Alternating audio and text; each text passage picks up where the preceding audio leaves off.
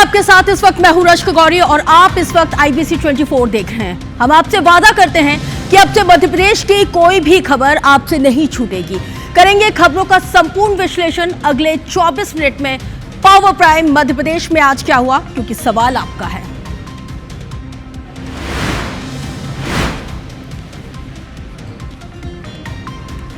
रायसेन और जबलपुर में CM doctor Mohan Yadav ने दी बड़ी सौगात। रायसेन में 138 करोड़ के विकास कार्यों का लोकार्पण। जबलपुर में लाडली बहनों को एक क्लिक में राशि ट्रांसफर। पचमढ़ी में बीजेपी के प्रशिक्षण वर्ग शिविर का समापन। केंद्रीय रक्षा मंत्री राजनाथ सिंह ने किया संबोधित। वीडी शर्मा ने शिविर की दी जानकारी। राजा रघुवंशी हत्याकांड में नया एंगल आया सामने। मृतक के भाई ने जताई तंत्र मंत्र की आशंका। आरोपी के नार्को टेस्ट की मांग।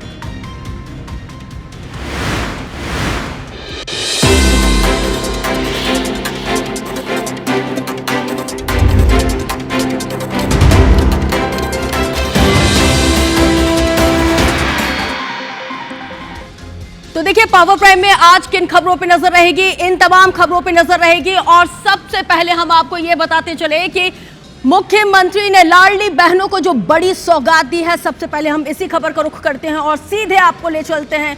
मुख्यमंत्री डॉक्टर मोहन यादव इस वक्त अपनी तमाम लाडली बहनों को संबोधित कर रहे हैं। माननीय मोदी जी के माध्यम से हम लागू कर रहे हैं प्रधानमंत्री मातृ वंदना योजना। बहनें अपने जीवन में सर्वाधिक कष्ट के साथ हमारे लिए सुख का समाचार भी लाती है। जब माता बहनें गर्भवती होती है, लेकिन गर्भवती होने वाली माता बहनों के लिए भी सब प्रकार के संसाधन देने का काम हमारी सरकारों ने किया है। और अब तो सुकन्या योजना, बेटी बचाओ बेटी पढ़ाओ योजना, अरे इतनी सारी योजना है कि अब तो सेना में भी बराबरी से अधिकार देने का काम भी माननीय मोदी जी के माध्यम से हुआ। जोरदार अभिनंदन करें बहनों के माध्यम से भी। हमारे यहां तो हजारों साल से बाबा भोलेनाथ तो अपने आनंद के साथ समाधि में रहते हैं, लेकिन काली मैया जब विकराल रूप धारण करती है तो नरमुंडों की माला धारण करके उनका वो विकराल रूप अद्भुत रूप से हमारे सारे कष्टों का निवारण करता है, सारे राक्षसों का अंत करता है। हजारों लाखों साल की वो परंपरा, वो गौरवशाली अतीत को जीने वाली ये भारतीय सभ्यता, सनातन संस्कृति हजारों साल से। इसलिए हमारे बाकी त्योहार रामनवमी, जन्माष्टमी ये एक ही बार होते हैं, लेकिन नवदुर्गा नवरात्रि साल में 2 बार आती है। सभी बहनों को बधाई देना चाहता हूं, आपका अभिनंदन करना चाहता हूं। माता बहनों के उस गौरवशाली अतीत के साथ आज जब मैं आपको लाडली बहना के माध्यम से 25वीं हमारी सरकार बनने के बाद 1250 की राशि डाल रहा हूं। ये राशि आपके जीवन में क्या महत्व रखती है ये तो आप ही बताते हो। हमारी एक बहन गंगा बहन इंदौर जिले के पास रहने वाली 1250 रुपया महीना से अपने घर में भी खर्च करते करते कुछ बचाते हुए सिलाई मशीन लाती है। सिलाई मशीन के बाद किराने की दुकान चलाती है। एक सीता बहन बकरी खरीद लेती है। बकरियों के माध्यम से अपने घर में एक नई आय का रास्ता ढूंढती है, एक एक पैसा बचा करके। ये कांग्रेसी कहते थे ये पैसा लुटारो। अरे बहनों की जिंदगी बेहतर करने के लिए इन बहनों से पूछो। 1,29,00,000 के आसपास बहनें थी और ऐसी बहनों के लिए प्रति महीने हमारी सरकार 1550 करोड़ रुपया हर महीने रक्षाबंधन मनाती है, इसका आनंद महसूस करती है। 1,500 करोड़ रुपया महीना। और हमारी सरकार बनने के बाद 1.5 साल के अंदर लगभग 30,000 करोड़ से ज्यादा की राशि अपनी बहनों के लिए दिए। लेकिन नीरज भाई आपने जो कहा है, हाँ हमें मालूम है आषाढ़ जा रहा है धीरे धीरे करके और सावन का महीना आ रहा है। तो आज तो 1250 डले हैं, अगले महीने 250 रुपए और बढ़ा के आपको मिलेंगे रक्षाबंधन के लिए भी। हमारी बहनों के लिए जब आपको 250 रुपए रक्षाबंधन के मिलेंगे, आप अपने लिए साड़ी लाएं, फूल प्रसाद मिठाई लाएं। अपने जीवन में पैसे का महत्व नहीं है।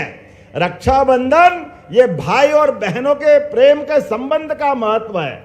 इस त्योहार से बड़ा कोई त्योहार नहीं है, इतना पवित्र त्योहार है हमारे अपने जीवन में। वैसे तो संस्कारों के लिए इन त्योहारों की अत्यंत महत्ता है, लेकिन आने वाले समय में अभी हमने रेडीमेड गारमेंट्स के माध्यम से भी बहनों के लिए, आप रेडीमेड गारमेंट्स के काम करने जाएंगी तो 5000 रुपया महीना उसका अलग से हमारी सरकार देने वाली है। जोरदार अभिनंदन करें अपने इस भाव के लिए भी। और केवल ये नहीं, एक से बढ़कर एक ऐसी बहुत सारी योजनाएं हमने बनाई है। आज के इस अवसर पर जब मैं आपके यहाँ आया हूं तो अपने बीच में से लगभग गैस रिफिलिंग के माध्यम से 39 करोड़ 14 लाख की राशि, प्रधानमंत्री उज्ज्वला गैस के लिए 27 लाख बहनों के खाते में डाल रहा हूं। जोरदार अभिनंदन करें अपनी बहनों के लिए। और आज अपने इसी स्थान जबलपुर पर लगभग लाखों करोड़ के अलग अलग निर्माण कार्यों का भी काम यहीं संपन्न किया है। मैं मान के चलता हूं, अब जबलपुर में तो इतनी बार आ रहा हूं, ऐसा लग रहा कि मकान यहीं बना ले। इसके अच्छा कौन सी जगह हो सकती है। जबलपुर का प्रेम हमारे लिए क्या, रानी दुर्गावती का गौरवशाली अतीत। मित्रों, आप याद रखना, हमारी सरकार ने विरासत से विकास का संकल्प लिया है। इसलिए रानी दुर्गावती आदिवासी अंचल की वो वीरांगना रानी अवंतीबाई लोधी, जिसके नाम पर सागर विश्वविद्यालय हमने बनाया, रानी दुर्गावती के नाम पर 2 कैबिनेट की बहनों की जिंदगी बेहतर करने के लिए उनके नाम पर एक योजना, कोदो कुटकी में खरीदने वाली योजना के लिए प्रति कुंटल 1000 रुपए की सब्सिडी उस पर भी चालू की। माँ रानी दुर्गावती का अतीत इतना गौरवशाली है, हमने उसका प्रतिमा का अनावरण भी किया है। वो गौरवशाली पक्ष जिसने मुगलों के दांत खट्टे कर दिए, 52 युद्धों में अपनी वीरता की पताका लहराई, ऐसी रानी रवंतीबाई और दुर्गावती के लिए जोरदार अभिनंदन करे पूरा मंच।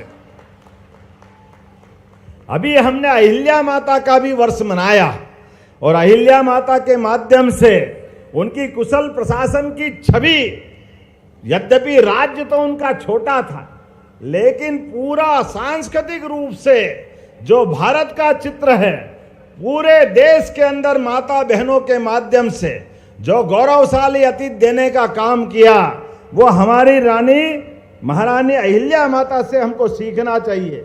आज के इस अवसर पर जब मैं सभी प्रकार के विकास के काम देखता हूं, तो गरीब कल्याण के लिए भी हमारी सरकार के द्वारा प्रति व्यक्ति 5 किलो अलग अलग प्रकार के अनाज, जिसके माध्यम से 1,33 लाख परिवारों में निःशुल्क खाद्यान्न देने का काम भी हमारी सरकार कर रही है।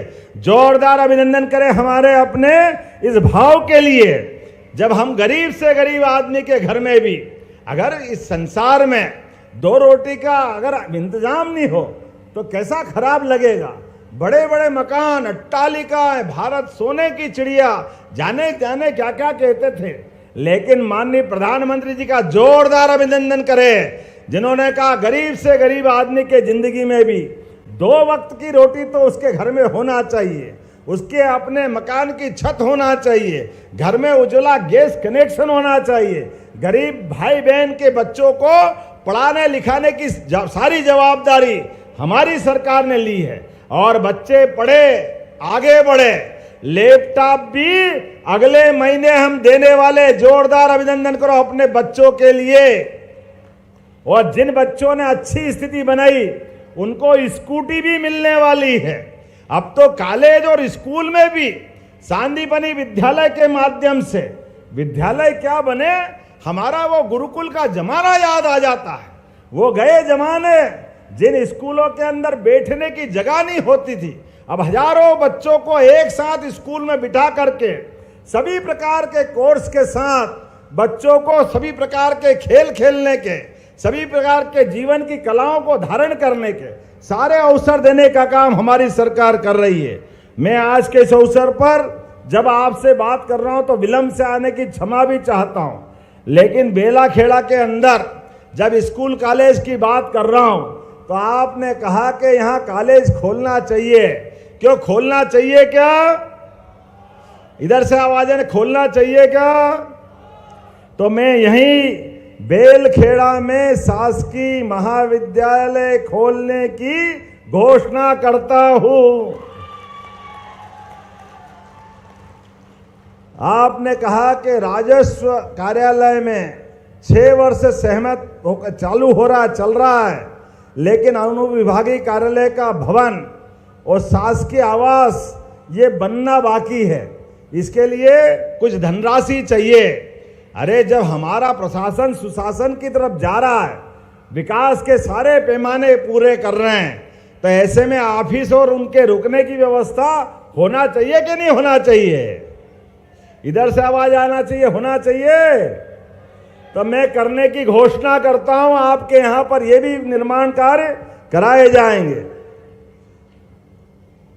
आपने कहा एसडीएम बैठता है, एसडीओपी और चाहिए। अब ये भी एक ऐसी बातें है कि वैसे तो प्रशासन की बातें हैं, लेकिन अगर आपने मांगी है, ये मेरे सबसे प्रिय विधायक है, मैं यहीं से देने की घोषणा करता हूं। शाहपुरा में प्राथमिक स्वास्थ्य केंद्र, आपको सामुदायिक स्वास्थ्य केंद्र की बात कर रहे हैं। वैसे तो अगली बार भी आना है, मुझे आना है कि नहीं आना है? बताओ, आना है कि नहीं अगली बार? तो जोरदार ताली बजाओ, अगली बार के लिए भी रख लो सब, आज ही मत मांगो। जितनी बार आप मांगोगे, जो जो मांगोगे मैं दूंगा, लेकिन अगली बार के लिए भी रखो।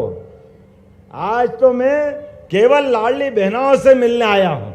मैं अपने मित्र और छोटे भाई नीरज भाई के बुलावे पे आया हूं, लेकिन मान के चलो जब जब आप याद करोगे, पहली बार भी बाय रोड चुनाव के दरमियान 10 घंटे सड़क मार्ग से आने में लगे, लेकिन दिन में आने वाला था 10 बजे और रात की 9 बजे पहुंचा। तब भी हमने कहा जो वादा किया है वो निभाना पड़ेगा। मैंने उस समय भी निभाया, आज भी। माननीय रक्षा मंत्री अभी अभी थोड़ी देर पहले पचमढ़ी के अंदर से कार्यक्रम हमारा प्रशिक्षण वर्ग का संपन्न करके गए, और उसके बाद हमने तय किया था कि पहले 13 तारीख को कार्यक्रम होने वाला था। दुर्दैव से विमान घटना के कारण हमारे भाई बहन अपने बीच से गए हैं। ये बड़े दुख की बात है। हमारे पूर्व मुख्यमंत्री स्वर्गीय रूपाणी जी का भी उसी दुर्घटना में दुखद निधन हुआ है। ऐसे में मैं सभी को विनम्र श्रद्धांजलि देते हुए आज के इस अवसर पर मैं आप सबके साथ विकास के पैमाने पर हमारी सरकार यशस्वी प्रधानमंत्री श्रीमान नरेंद्र मोदी जी के नेतृत्व में कदम से कदम मिला करके डबल इंजन की सरकार लगातार चलती रहेगी। लेकिन शर्त यह है, आप और हमारा विकास के लिए संकल्प एक होना चाहिए। जो जो तैयार है अपने स्थान पे खड़े हो जाए, दोनों हाथ की मुट्ठी बांधे, और विकास के मामले में हम कोई राजनीति नहीं करते हुए एक साथ चलने का संकल्प लें। बोलो, सब तैयार है? इधर सब तैयार है? तो मेरे साथ बोलो, भारत माता की, भारत माता की, भारत माता की, सभी लाडली बहनों की, नर्मदे महारानी की। बहुत बहुत धन्यवाद। भारत माता की जय। बहुत बहुत धन्यवाद माननीय मुख्यमंत्री जी, आपके आशीर्वचनों के लिए और अनूठी सौगातों के लिए। और आपके प्रयासों से मध्य प्रदेश की नारियां अब आत्मविश्वास से भरपूर हैं। कार्यक्रम के अंत में मैं आभार प्रस्तुतिकरण के लिए निवेदन करती हूँ श्रीमती आशा मुकेश गोटिया जी से कि वे आभार प्रस्तुत करने की कृपा करें।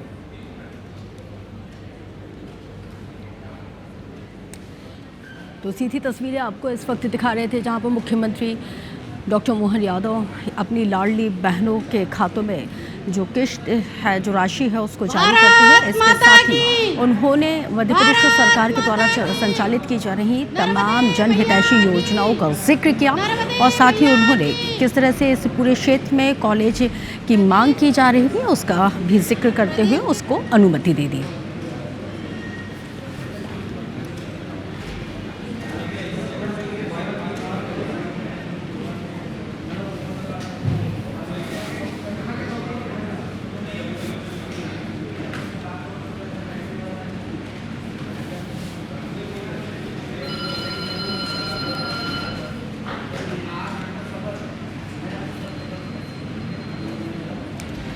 तो देखिए, बुलेटिन की शुरुआत में मैंने आपको बताया था कि किन खबरों पे आज हमारी नजर रहेगी। तो अब चलिए अब भारतीय जनता पार्टी की खबरों से हम यहाँ पे बात करेंगे, जहाँ पर बीजेपी सांसद विधायकों के प्रशिक्षण वर्ग का आज समापन हो गया है और 14 जून को केंद्रीय गृह मंत्री अमित शाह ने प्रशिक्षण वर्ग का शुभारंभ किया हुआ था और इसके साथ ही रक्षा मंत्री राजनाथ सिंह ने समापन भी किया है। तो वहीं प्रशिक्षण के बारे में प्रदेश अध्यक्ष वी.डी. शर्मा ने इस बात की जानकारी को साझा किया कि इधर बीजेपी के शिविर पर नेता प्रतिपक्ष उमंग सिंघार ने तंज कसा और जिस पर राजस्व मंत्री करण सिंह वर्मा ने भी पलटवार किया है। इसके साथ ही राजस्व मंत्री करण सिंह वर्मा ने बताया कि रक्षा मंत्री ने कहा है कि विधायक, सांसद, मंत्री अपने आप को जनता के सेवक माने, अहंकार ना पाले और इसके साथ ही कर्तव्य का पालन करो, अधिकार की तरफ मत दौड़ो, ईमानदारी से काम करना चाहिए, राष्ट्र का निर्माण हो और तुष्टीकरण की जो राजनीति जो आजकल हो रही है वो नहीं करनी चाहिए। हम रहे ना रहे, देश हमारा रहना चाहिए।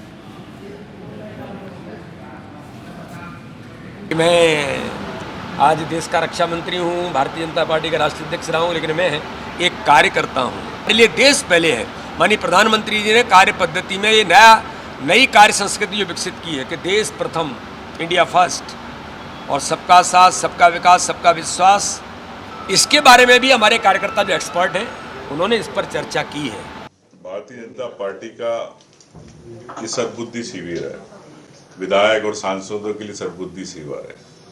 भारतीय जनता पार्टी अब गुरूर में है, सत्ता के गुरूर में।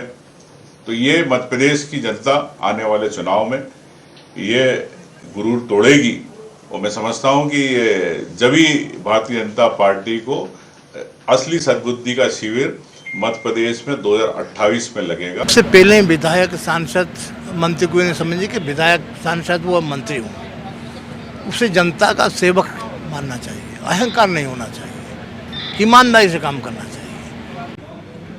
तो देखिए, पचमढ़ी में 3 दिनों से बीजेपी का प्रशिक्षण वर्ग संचालित हो रहा था। पहले ही दिन केंद्रीय गृह मंत्री अमित शाह ने पार्टी के तमाम नेताओं को सोच समझकर बोलने की नसीहत दी है, लेकिन इसी बीच दमोह बीजेपी के एक पूर्व जिलाध्यक्ष का भी बयान काफी वायरल इस वक्त हो रहा है और वो जनप्रतिनिधियों को नसीहत दे रहे हैं कि जिस जाति के वोट से जीत कर आए, जिस जाति की संख्या बल को दिखाकर टिकट मिली। सुनिए क्या कुछ प्रीतम सिंह लोधी ने यहाँ पे क्या कुछ कहा है जाति को लेकर। हम उन जनप्रतिनिधियों से भी आग्रह करना चाहते हैं कि हम केवल वोट लेने के लिए जनप्रतिनिधि नहीं बनते हैं। जब हमें वोट चाहिए तब हमें लोधी समाज याद आता है और जब वोट लेने के बाद हम जनप्रतिनिधि बन जाते हैं तो इस समाज को भूल जाते हैं। जिस समाज ने हमें जिताया है, जिस समाज के बल पे हमें पार्टियां टिकट देती है, चुनाव जीतने के बाद हम उस लोधी समाज को नकार देते हैं। तो मित्रों, हमें ऐसे जागरूक युवाओं की आवश्यकता है जो हमारे समाज के लिए खड़ा हो।